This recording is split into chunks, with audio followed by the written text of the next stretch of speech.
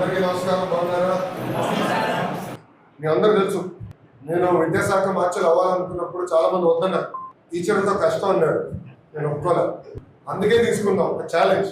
ఎందుకంటే సమాజం మారాలి, సమాజంలో ఏ మార్పులు అయితే మనం ఆశిస్తున్నామో అది సాధించాలంటే విద్య ద్వారానే సాధ్యమవుతుంది. దాంట్లో మీరందరూ కీలకమైన పాత్ర. మీరు పిల్లల్ని విద్యాలుగా తయారు చేసిన బాధ్యత మీ పైన. జాగ్రత్తగా చేయండి. ప్రజాప్రభుత్వంలో మేము కంప్లీట్గా భావించాం, ఫీడ్బ్యాక్ తీసుకుంటాం. ఎందుకంటే ప్రతిరోజు పాఠాలు చెప్పేది మీరు, వాస్తవాలకి దగ్గరుండేది మీరు. రోజు పిల్లలతో కలిసి మీరు, నేను కాదు కదా, నేను సెక్రటరీలో కూర్చుంటాను. రోజు పిల్లల్ని మీరు కలుస్తాం. సో మీరు ఫీడ్బ్యాక్ ఇస్తే కరెక్షన్స్ ఏమంటే మేము చేసుకోవచ్చు. అది నా లక్ష్యం. చెప్పమ్మా.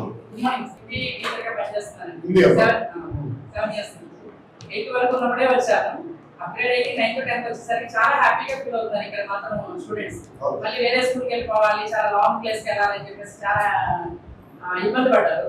ఇక్కడ రావడం వల్ల, మిమ్మల్ని చూడటం వల్ల వాళ్ళు మేము కూడా చాలా ఎక్సైట్మెంట్ గా ఉన్నాం. We are so happy. చిన్న ప్లే గ్రౌండ్ ఉంటే కొంచెం బెటర్ పిల్లలు ఫ్రీగా ఆడుకోవడానికి ప్లేగా ఉంటాం. Thank you. First class students text books చాలా అట్రాక్టివ్ గా ఉన్నాయి. పిల్లలు కూడా చాలా ఇంట్రెస్టింగ్ గా ఆ బుక్స్ ని కాన్సన్ట్రేషన్ చేస్తూ యాక్టివిటీస్ చేయడానికి కూడా ఈ రెడీనెస్ ప్రోగ్రామ్ ఇచ్చారు. చాలా యూస్ఫుల్ సార్. పిల్లలు కూడా చాలా చాలా ఇంటరాక్ట్ అవ్వడానికి ఇంట్రెస్ట్ తో చేస్తున్నారు. కూడా బాగుంది.